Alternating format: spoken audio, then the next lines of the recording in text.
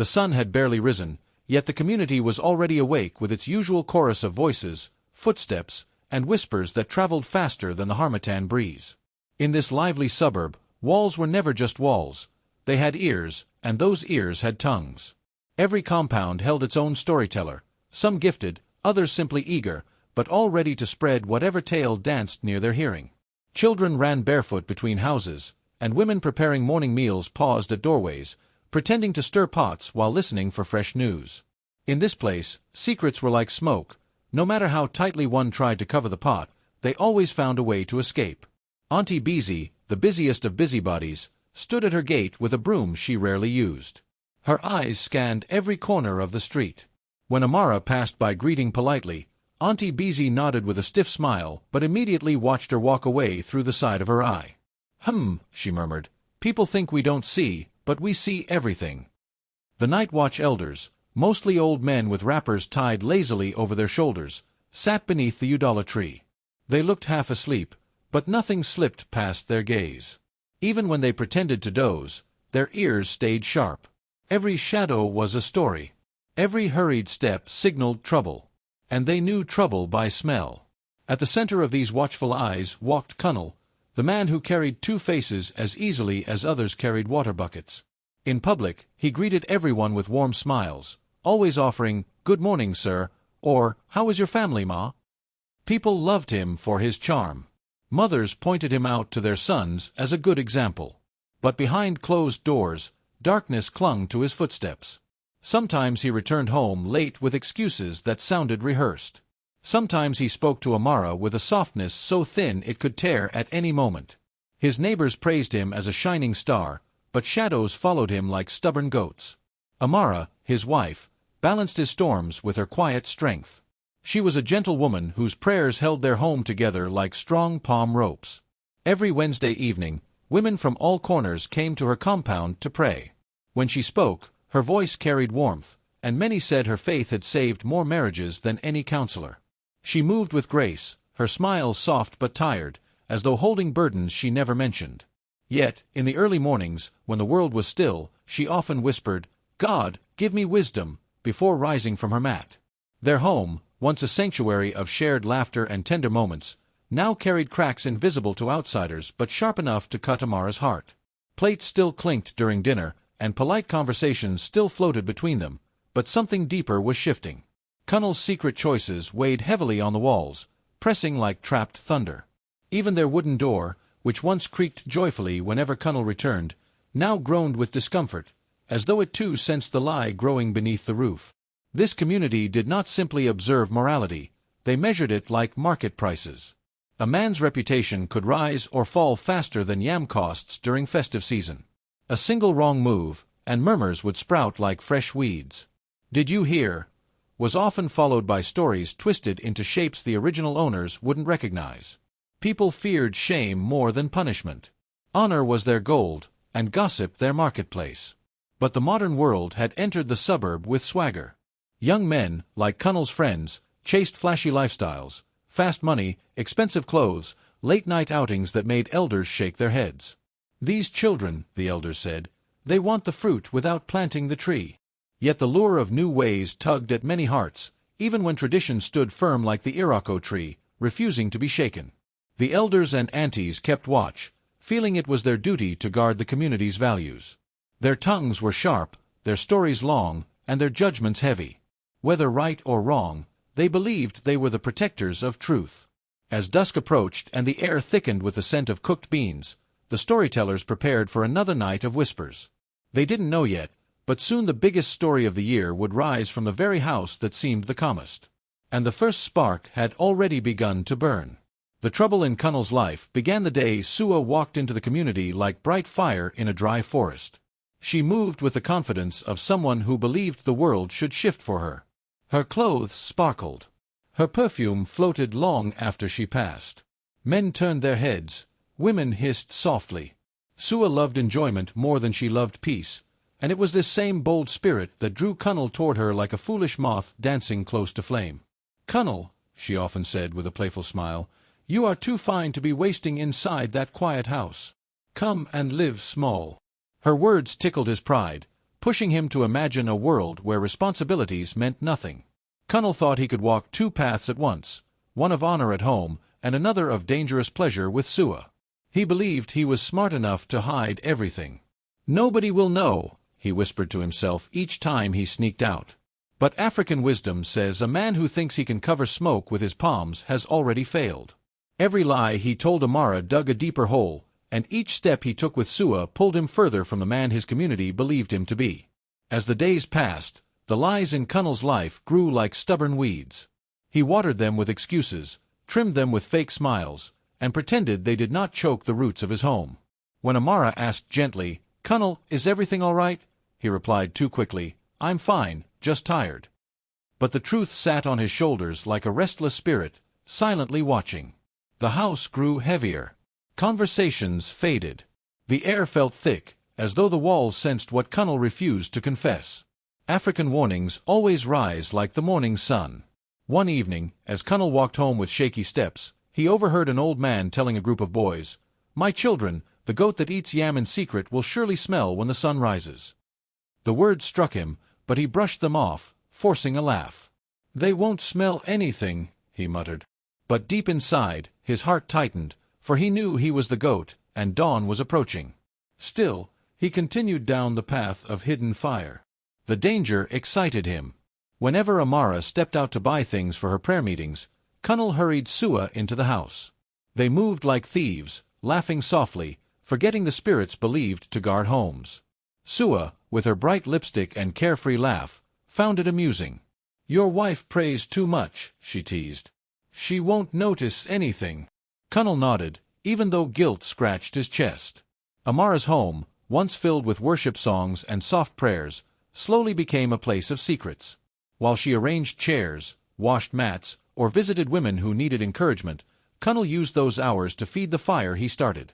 He never imagined the same house that heard her prayers would one day rise to speak its own truth. Sua grew bolder. She started leaving traces behind, perfume lingering on curtains, a strand of golden hair near the window, a lip gloss tube forgotten on the couch. She did it on purpose, testing fate, enjoying the thrill. "Let her notice," she said with a smirk. "Maybe she will fight for what she thinks she owns." Cunnel panicked whenever he found these traces, rushing to clean them before Amara returned. But the spirits of the home missed nothing. Fear and pride battled inside him. His heart beat fast each time Amara walked in, yet his ego whispered, "You are too clever to be caught." He convinced himself he controlled everything, the lies, the timing, the risks. But he did not notice that fear had already sharpened its claws, waiting for the moment to strike. And in African tales, a man's pride is often the stone that trips him. Amara was the kind of woman who could feel a storm even before a single cloud appeared. She moved quietly around her home, her eyes soft but thoughtful, her heart heavy with a weight she could not name. Cunnel still smiled, still spoke gently, but something in the rhythm of the marriage had changed. A distance sat between them like an unwelcome visitor. Instead of confronting him, Amara chose the only weapon she trusted, prayer. At night, when Cunnel slept with his back turned, she whispered, "Father, whatever is hiding in the shadows, let your light find it." Her tears fell silently, but she never spoke a word of accusation. Rather than press Cunnel with questions, Amara sought clarity from heaven. She believed storms reveal their own truth if you wait long enough. In the quiet mornings, she knelt beside the bed and breathed out small prayers. "If I speak, I may speak from pain," she murmured. "Let your voice speak for me." She held her fear close but refused to let it control her heart. She trusted that God would protect her peace, even if her marriage felt like a pot with a new crack each day. But the community saw what she could not yet prove. The church women, those aunties with eyes sharper than new razor blades, began to whisper whenever Cunnel passed. They claimed he now walked like a man, carrying a secret on his head, and everyone knew that such a walk never ends well. They watched him the way hunters watch a trapped animal, waiting for it to step in the wrong direction. Some even pulled Amara aside and asked, "My daughter, are you sure all is well?" Amara simply smiled and replied, "God sees what I cannot see." Meanwhile, Cunnel's friends tried to warn him before the sky broke open. One evening, as they sat near a roadside suya stand, his closest friend Demola shook his head. "Cunnel," he said quietly, "A man who digs 2 wells will fall into one." Another friend added, "Secrets don't sleep. They wake when you least expect." Cunnel laughed, brushing off their warnings. "You people worry too much," he said. "I control everything." But even his laughter sounded forced, as if his spirit already knew trouble was coming. The morning chaos chose to start as gently as any other day. Cunnel woke up believing the universe finally favored him. Amara had told him she would go to the market and return late, so he moved with the confidence of a man who believed he was untouchable. He called Sua. "Come quickly," he said. "The coast is clear." When she arrived, she strutted into the house like a cat claiming territory that was not hers. But a woman's plans can change like harmattan winds, sudden, sharp, and without warning. As Amara walked toward the market, she heard that Mama Chidinma had collapsed at home. Women from the community were rushing there, and Amara, as the leader of the prayer group, turned back immediately. "We must pray," she said. She made a quick decision to host the prayer meeting earlier so they could go together to help the family. That simple decision became the hand that shifted every hidden stone. The invisible force of fate began rearranging events like a storyteller preparing for the climax of a tale. The chairs were set out earlier. The women gathered sooner. And without knowing it, they walked straight into a house carrying a truth waiting to explode. What Cunnel thought was a perfect day was only the beginning of the storm that would shake the entire community. The phone rang, cutting sharply through the soft laughter that filled the living room. Cunnel's hand shook as he answered, and the voice on the other end sent a chill racing down his spine. "Cunnel," whispered his friend on the line, "Amara is already leaving the market. She is bringing the women, 10 of them." 10. The number thudded in his chest like a drum warning of war. His blood ran cold. Every plan he had laid, every careful lie, seemed to crumble before his eyes. He swallowed hard, sweat prickling his forehead, and felt the walls of his home close in around him. Sua froze, her glossy lips parting slightly, eyes wide as she sensed the storm barreling toward them. What do we do?" she stammered, her voice trembling. Her fingers clutched at the edge of the sofa as if it were the only solid thing left in the world. Her heart pounded like the drums of a village celebration, but one announcing not joy, but impending doom. Fear made her small, shrank her confidence into the size of a frightened bird. Cunnel's pride, the same pride that had led him down this dangerous path, fought panic for control. "Hide!" he barked, his voice sharp but quivering. "Anywhere. Just don't let them see you." He grabbed a nearby chair, tossing it aside, heart hammering as the sound of approaching footsteps seemed to echo in his ears before they even arrived. Every second stretched, slow and heavy, as if the day itself had been trapped in suspense. Sua's eyes darted around the room, catching the beams of the ceiling like a lifeline in a stormy sea. "Up there!" Cunnel gestured wildly. With a clumsy scramble, she pulled herself onto the small ladder leading to the attic space. Her body pressed against the wooden boards as she crawled into the ceiling, the weight of shame and fear pressing on her shoulders. The boards groaned beneath her, echoing the moral of every African tale she now embodied: lies force people into foolish and shameful places. Moments later, the door swung open with authority and purpose. 10 women entered, their voices rising in hymns that shook the walls, calling down fire and thunder. "Holy Spirit, reveal the hidden!" they chanted, hands raised high. Their songs rolled across the room, powerful enough to make the air itself vibrate. Cunnel stood frozen, realizing that holiness had arrived like a wave too strong to resist. The scent of incense, burning and heavy, filled the house with a sacred presence. It clashed violently with the sin hiding above, the foolishness, the deceit, the fragile body of Sua pressed into the ceiling's shadow. Every note of the hymns seemed to push upward, toward the hidden, seeking to expose the truth. Above them, the ceiling groaned. Every creak was a warning.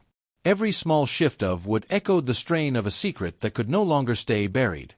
Sua's hands clutched the beams for balance, the dust falling onto her face, revealing in the smallest particles the weight of concealed wrongdoing. The prayers below pressed against the roof boards like the hands of justice reaching for the guilty. And in that clash between spiritual force and human deceit, the house held its breath, knowing that no lie could remain hidden forever. The room pulsed with the rhythm of prayer, each voice a wave calling down truth from its hiding place. "Lord, let every hidden enemy be revealed." Amara cried, her hands lifted high. The women's songs rose in unison, voices strong and commanding, shaking the very walls of the house. The incense curled in the air, heavy and fragrant, wrapping every corner in sacred smoke. Cunnel's heart thumped like a drum of warning, sweat trickling down his temple, as if the house itself knew what was about to come. Every prayer seemed to reach upward, pressing against the weight of secrets above, demanding that lies no longer remain hidden. Above, the ceiling groaned, the wood bowing under the tension of concealed sin. Dust fell in thin curtains as the beams strained against their burden. It was not built to carry falsehoods, and truth, relentless as the midday sun, pushed down on the weak planks. Sua's small frame trembled as she shifted, feeling the board's protest beneath her. Every creak was a heartbeat of warning, but the weight of deception had grown too great. Then the ceiling gave way. With a sudden crash, Sua plummeted, clutching the broken panel as though it could shield her from the fire below. Dust filled the air, mingling with the incense, as she landed squarely in the sacred circle. The prayer warriors shrieked in shock. "Ah!" one shouted. Another rolled her eyes skyward, speaking in tongues that seemed to shake the floor.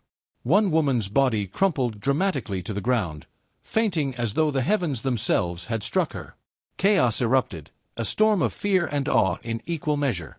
Sua scrambled to her feet, coughing and brushing away the dust, her voice stammering as she tried to explain. I didn't mean, it was just," but the words found no resting place. No sentence could undo the gravity of her fall. No excuse could wash away the sight of her crashing into the middle of a circle devoted to holiness. Every eye was fixed on her, and the silence between her words was heavier than any sound. Cunnel's charm, his carefully constructed mask, dissolved in an instant.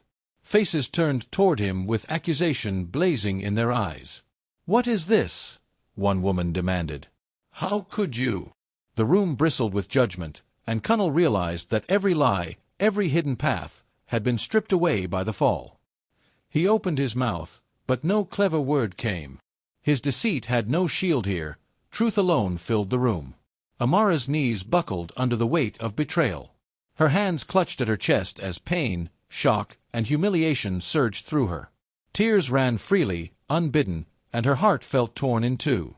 The home she had prayed in, loved in, and trusted had been violated in the most public way imaginable. Her faith held strong, but her trust had been shattered, leaving only the raw ache of a heart betrayed. Outside, the compound had gathered like bees to honey. Neighbors pressed forward, craning their necks, voices low with gossip that immediately grew into murmurs of judgment. "Did you see? I knew something was wrong. Such shame."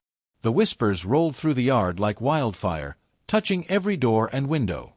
The drama could not be ignored. It had become a story that every tongue would carry, and every eye would remember.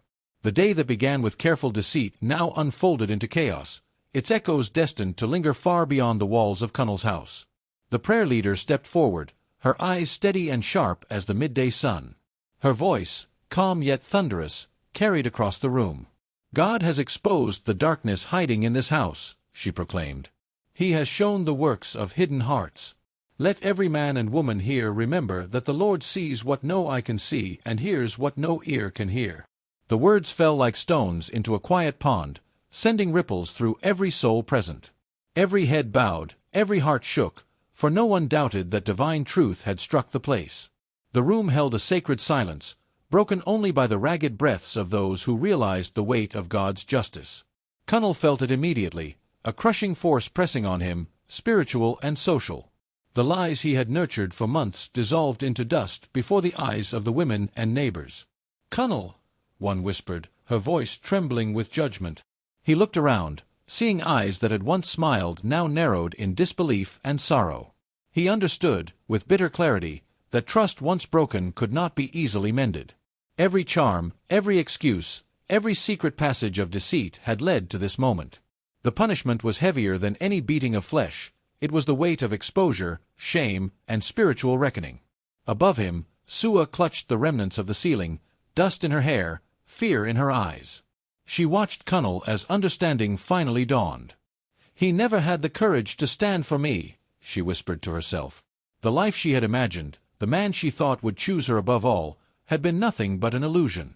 Her heart sank as reality crushed her fantasies, leaving only the bitter taste of foolish hope. Every plan, every dream, every whispered promise now seemed like smoke that had vanished in the wind. Outside the house, the story traveled faster than a harmattan wind. Cunnel became a living proverb in the community, a man whose double life had been revealed, whose pride had been shattered. Wherever he went, whispers followed. Mothers shook their heads, fathers muttered warnings, and the children of the neighborhood repeated the story like a cautionary tale. His name carried a moral weight, a warning that no secret could withstand the light of truth. Amara, seeking refuge from the storm of public shame, returned to her parents' home. There, in the calm of familiar walls, she found clarity, protection, and space to grieve. "I will heal," she whispered to her mother, hands pressed to her chest. The prayers she carried with her became shields, and her faith, tested and strong, offered solace amidst the humiliation. Sua, unable to bear the disgrace, vanished from town. Like smoke after fire, she left no trace but the memory of shame. Every glance from a neighbor reminded her that dishonor traveled faster than footsteps. She learned that the world had little patience for folly and that secrets exposed left wounds deeper than any fall. The house that once held laughter, devotion, and harmony now echoed emptiness. Cunnel sat alone, the silence pressing against his ears, the absence of love and trust as heavy as stone. The choices he had made, the lies he had embraced, now surrounded him like walls, reminding him that every deception, no matter how carefully hidden, carries its own ruin. The air felt thick with regret, and the once welcoming home seemed to mourn with him. In the echoes of that emptiness, one truth remained: no man escapes the consequences of the life he builds on hidden sin. The elders gathered under the shade of the old Irako tree, their faces lined with years of seeing both the triumphs and follies of men. Cunnel knelt before them, head bowed, heart pounding with shame. One elder, voice deep as rolling thunder, spoke. "Cunnel, a man who breaks the pot that feeds him must drink from the dirty ground. You have shaken the foundation of your home, and now you taste the bitterness of your own hand." Each word struck him like a stick upon bare skin, not of cruelty, but of truth. The weight of community eyes and centuries of wisdom pressed upon him, and he felt the emptiness of his pride and the hollowness of his earlier defiance.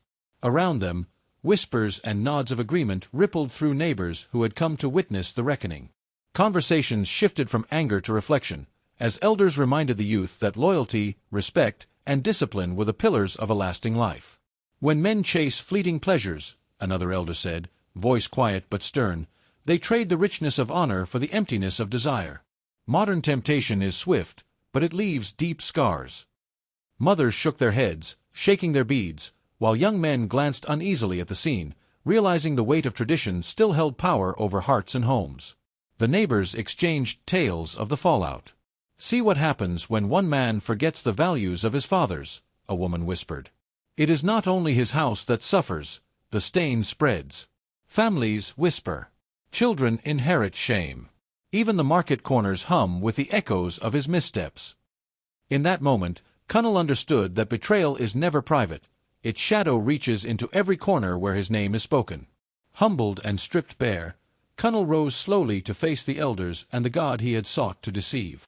"I have sinned," he admitted, voice quivering but honest. "I have strayed from my duties, from my home, from my wife. I seek forgiveness and guidance, for I have no strength without it." The elders nodded, allowing the weight of his confession to mark the first step in a long journey toward redemption. Meanwhile, Amara observed quietly, her heart a careful balance of strength and compassion. She held her pain close, acknowledging it fully, yet her faith whispered that forgiveness might one day heal the fractures. "I cannot erase what happened," she murmured to herself, "but I can decide how to respond, how to protect my soul while choosing mercy where it is possible." Her resolve became a quiet beacon, guiding the fragile path forward. Rebuilding the marriage was not instantaneous. Trust had crumbled, brick by brick, and now it would be restored slowly, carefully. Cunnel and Amara learned that honesty must replace deception, patience must replace impulse, and accountability must be the mortar that binds them anew. Every conversation was deliberate, every apology weighted with sincerity. Slowly, through tears, prayers, and shared effort, the house that once echoed with betrayal began to pulse again with the faint heartbeat of restored hope. In this African tale of warning and renewal, the lesson was clear: redemption is earned through humility, perseverance, and the courage to face one's sins openly.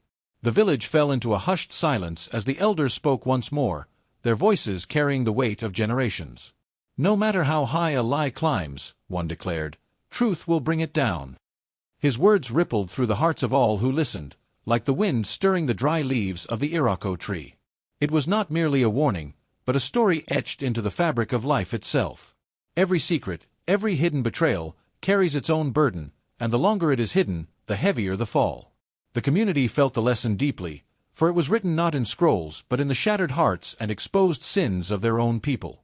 Truth, fidelity, and spiritual grounding emerged as shields stronger than walls or locks. Amara's calm, unwavering faith now served as a reminder that households anchored in honesty and prayer can weather storms that deceit would crumble beneath. Neighbors nodded, seeing how her resilience and adherence to moral values protected not only her family but also inspired the wider community. Families gathered their children close, recounting the tale, teaching them that the strength of character is a force that no temptation can undo. And yet, the echoes of betrayal lingered. One man's foolish choices had touched the lives of many, shaking bonds that once seemed unbreakable. Conversations in a marketplace and beneath the baobab tree reflected on how trust, once broken, spreads its tremors through every household, every friendship, every story told by firelight. But in the wake of this chaos, a lesson endured. Communities heal when truth is embraced, sins are confessed, and the sacred ties that bind are honored. The tale ended not with vengeance, but with wisdom, leaving all who heard it with the understanding that hidden wrongs may climb high, but they cannot escape the gravity of truth.